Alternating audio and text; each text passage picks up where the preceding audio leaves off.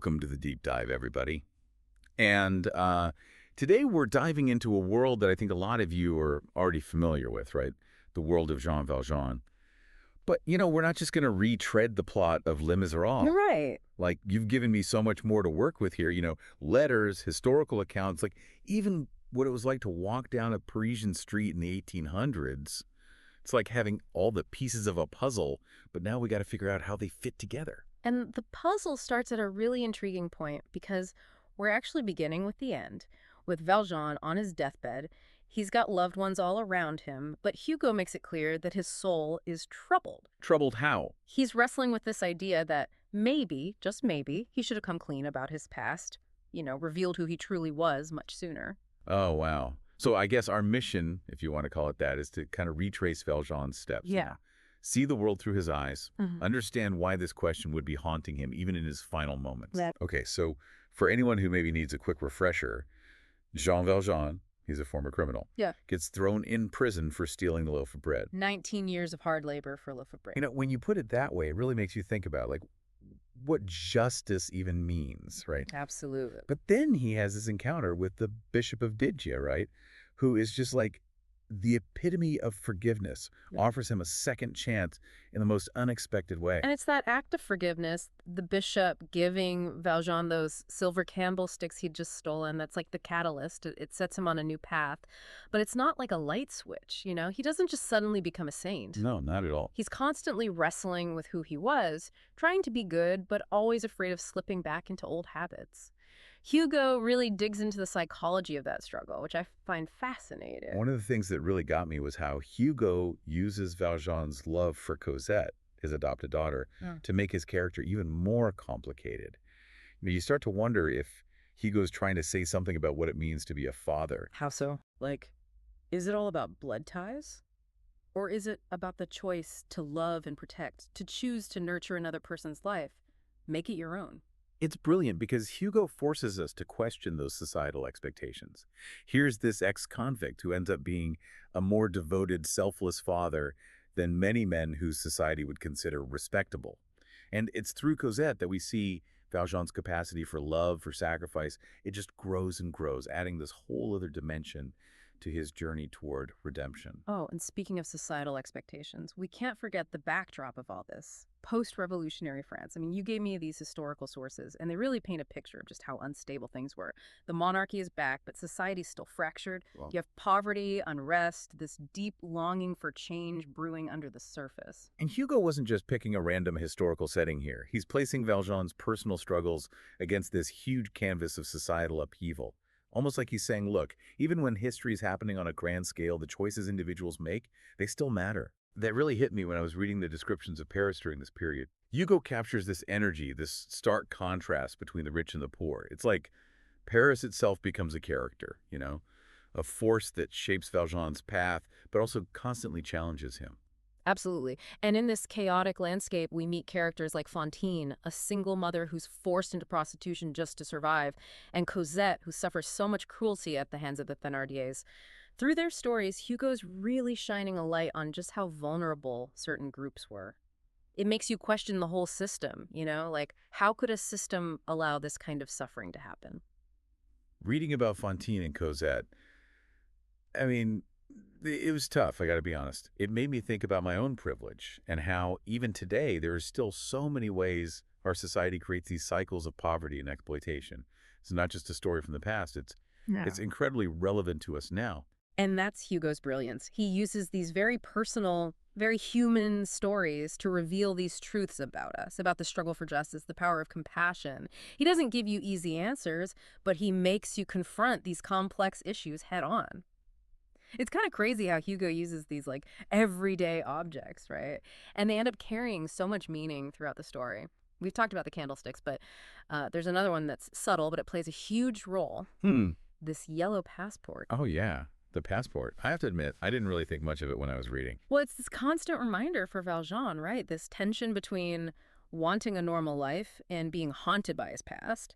You see, back then, a yellow passport meant you were an ex-convict, basically branded for life. So even when he becomes Monsieur Madeleine, a respected mayor, he's still carrying this symbol of who he used to be. Like society's judgment is literally in his pocket. Yeah, exactly. It shows how society just labels people, makes it almost impossible to truly escape your past, you know? Yeah. And for Valjean, it's this moral dilemma. He has to hide the passport to protect himself, but by doing that, he's living a lie. It undermines everything he's trying to do to actually be a good person. It's like he's trapped. No matter what he does, he can't win. Yeah. Makes you wonder if Hugo was trying to criticize the whole system. Mm. How it keeps people stuck in shame and secrecy. Oh, for sure. Hugo was incredibly critical of how unjust society was back then. The law was supposed to be about order, but it often ended up hurting the people who needed the most help. Which brings us to the June Rebellion, I guess. Oh, We talked about the historical context, but I'm curious, how does this uprising tie into Valjean's personal journey? well, we have Marius, right? This passionate young revolutionary falls in love with Cosette. He represents this a whole generation that's like, we're done with the old ways. We want liberty. We want equality. They're willing to risk everything for a better future. And Valjean, who's always been so protective of Cosette, suddenly he has to face the fact that she's caught up in this dangerous movement. He's torn, right? He wants to keep her safe, but also she's her own person. She has to make her own choices, even if they scare him. And this whole conflict is made even more complicated by Valjean's past. In what way? Well, he knows how brutal the system can be. He knows the price of rebellion.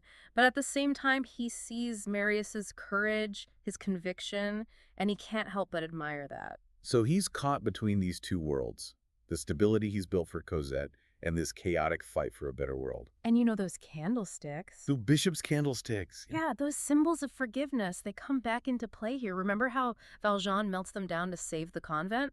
Well, that act of selflessness, it has these unintended consequences. Wait, you mentioned something about a trail of breadcrumbs before.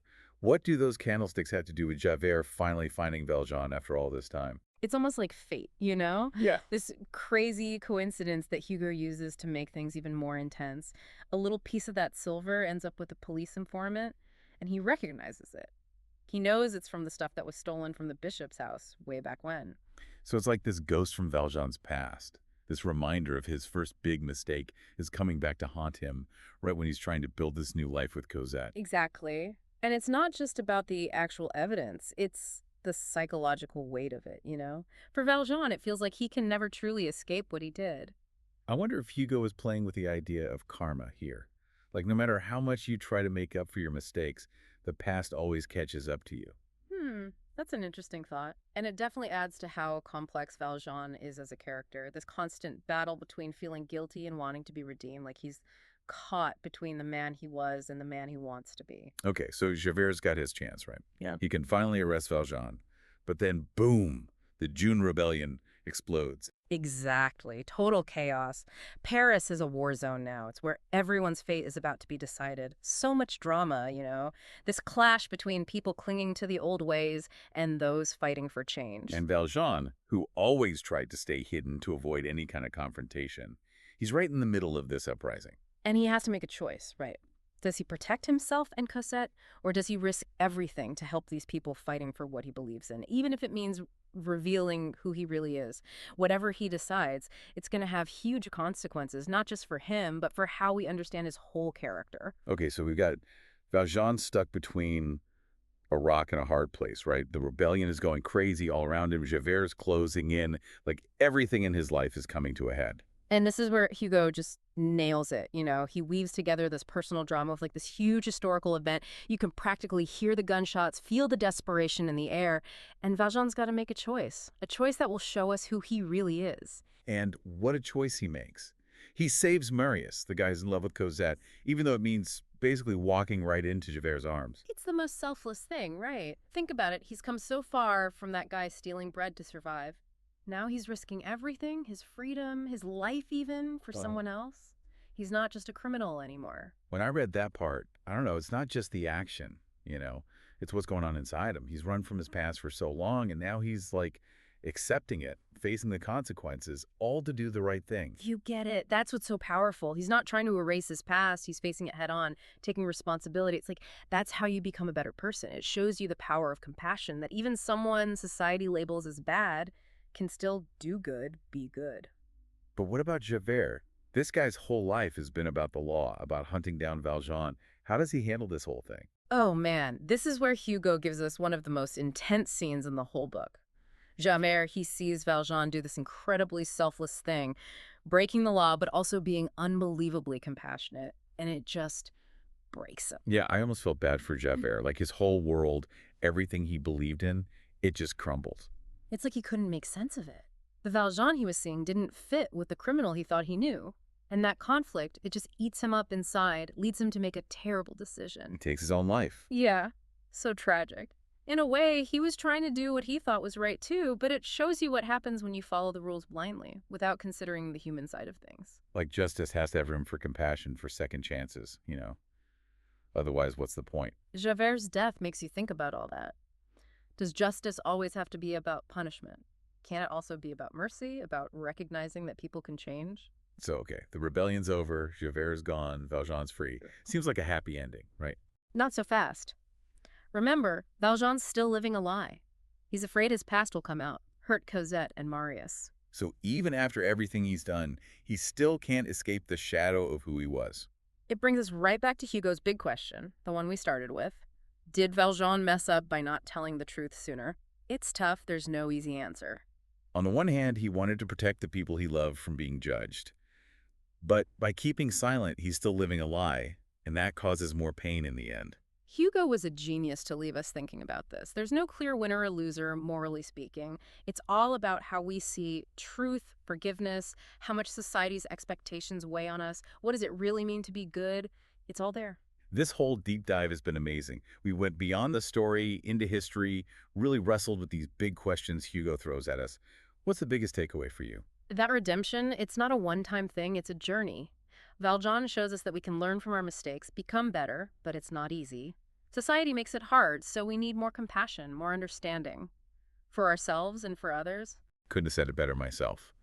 And that message, it's so powerful, so relevant even now.